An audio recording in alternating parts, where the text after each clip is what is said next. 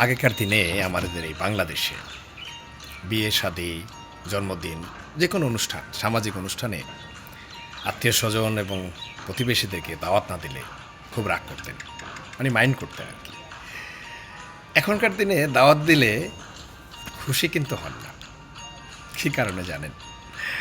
দাওয়াত দিলেই ভাবতে শুরু করেন, দাওয়াত খেতে যাব তো গিফট দিতে হবে, কত টাকার গিফট দিব, খাওয়াটা কি আসলে উসুল হবে, কি খাওয়াবে।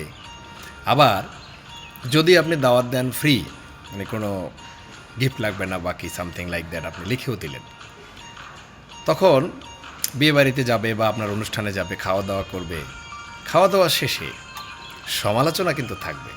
কি খাওয়ালো, এটা দেয় নাই, ওটা দেয় নাই, এটা একটা আয়োজন হলো।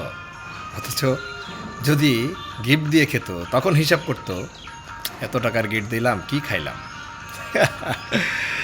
বড় অদ্ভুত, আমরা খুব কমার্শিয়াল হয়ে যাচ্ছে, আমাদের সামাজিকতা দিন দিন কমার্শিয়াল রূপে পরিবর্তিত হচ্ছে।